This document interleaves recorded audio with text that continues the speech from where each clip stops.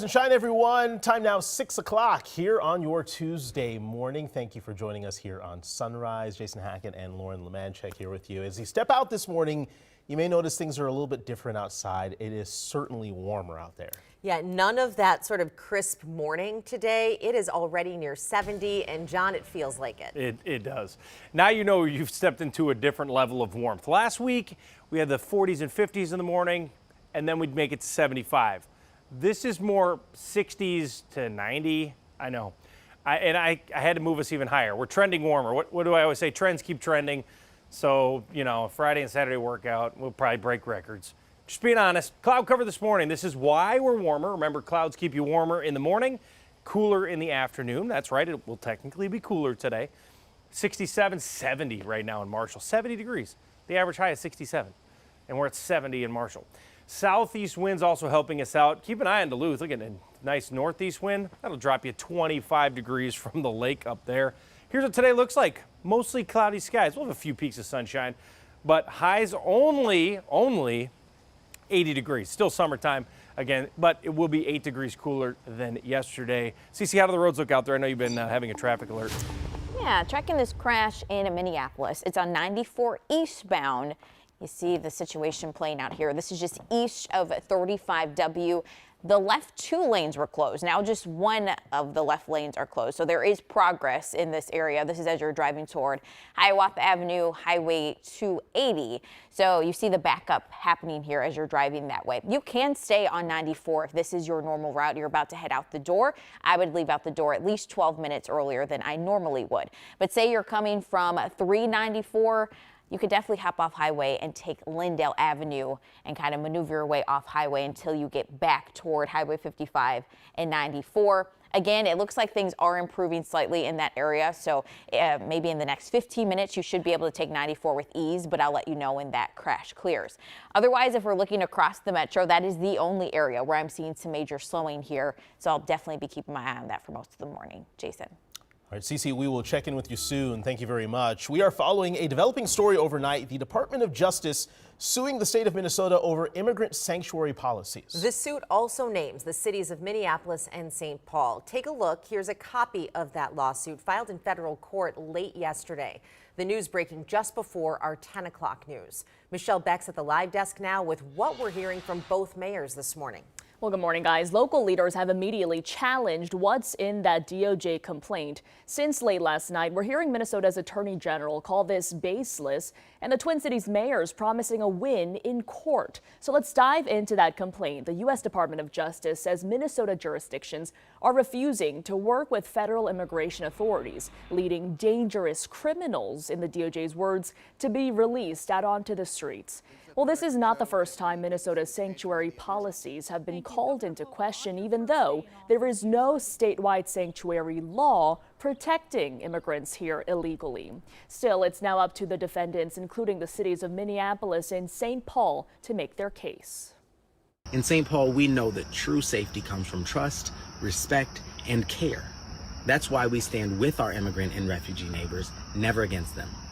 We've already won twice in court against these attacks from the federal government, and we're ready to win a third time because our values are not negotiable and our city will never back down from them. Yeah, so we're going to hear from the Minneapolis mayor coming up in the next half hour as these Minnesota jurisdictions now join several other cities and states in these attacks by the Trump administration. Guys, New York City, Los Angeles, and Boston are among those included. Back to you. All right, we'll see what happens in court. Michelle, thank you. We are on the scene of a breaking story in St. Paul overnight. About 4 hours ago, officers were called to an apparent shooting behind Chance's Bar on Payne Avenue. Our photographer on the scene saw bullet casings on the ground. We are still waiting to hear if anyone was hurt. Happening in just a few hours from now, one of the defendants in an alleged Medicaid fraud scheme is headed to court. So the case is so big, it's being called the largest ever prosecuted by a Minnesota Attorney General. Audrey Russo is live at Hennepin County Court tracking this morning's hearing. Audrey, good morning. I checked the court schedule and Abdi Rashid Saeed is due before a judge at 9 a.m. Prosecutors describe him as the principal actor in a Medicaid fraud scheme that cost taxpayers nearly $11 million. Now, Saeed and 2 others are accused of running personal care assistant businesses that routinely overbilled clients and created false reimbursements to secure these Medicaid funds. Now, he's charged with perjury and aiding and abetting a theft by swindle. In 2021, Saeed was convicted of a smaller theft by swindle and was ordered by a judge not to work for companies that receive Medicaid reimbursements. Now, Saeed has testified in the past that friends and family in Minneapolis's Somali community frequently help each other out financially without a rigorously documented paper trail. And just within the last few days, Saeed motioned in court to have his charges dismissed. I've got more on that coming up in about 30 minutes, but for now, I'll send things back to you. Okay, we will talk to you then. Audrey Russo reporting live. Thank you. Let's take a live look from our nation's capital at 6:06, where the clock is ticking on a government shutdown. If lawmakers don't reach a deal by midnight tonight, parts of the federal government will close. In the last 12 hours, Vice President J.D. Vance told reporters that a shutdown is likely after a high-stakes meeting between the president and Republican and Democratic leaders went nowhere. Democrats echoed similar concerns, saying the two sides remain far apart.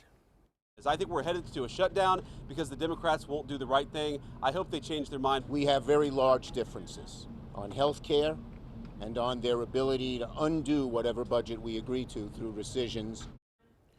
Now, the last time the government shut down was in 2018 during Trump's first term. It was the longest shutdown in U.S. history, lasting 35 days. This morning, a former elementary school teacher is in custody after admitting to an inappropriate relationship with a 5th grade student. Madison Bergman cried in court yesterday after agreeing to a plea deal for child enticement and sexual misconduct. Police found more than 35,000 text messages between Bergman and the 11-year-old boy.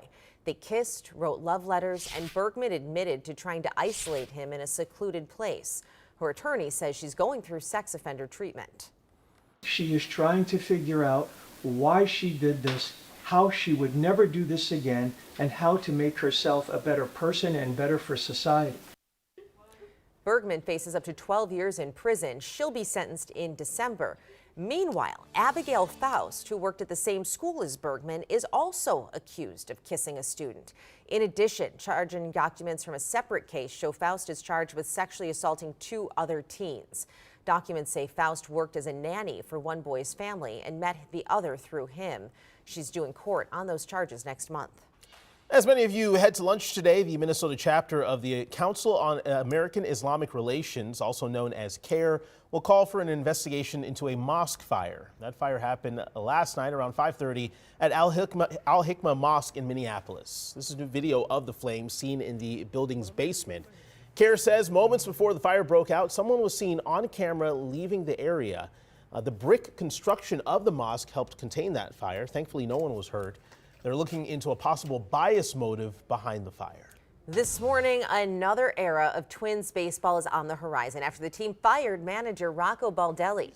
Baldelli was the 3rd winningest manager in franchise history, but this last season, it was disastrous for the team, going 70-92. This year, the Twins sent away 10 players, cutting $26 million from the payroll. And following the trade deadline, they went 19-35. That, plus the controversial decision to not sell the team, led to low attendance. Team president Derek Falvey says, quote, "This game is ultimately measured by results, and over the past 2 seasons, we did not reach the goals we set." Now, Twins fans and those who cover the team say firing Rocco won't solve all the team's problems. Fans at Bunny's Bar and Grill say they think Rocco was a scapegoat.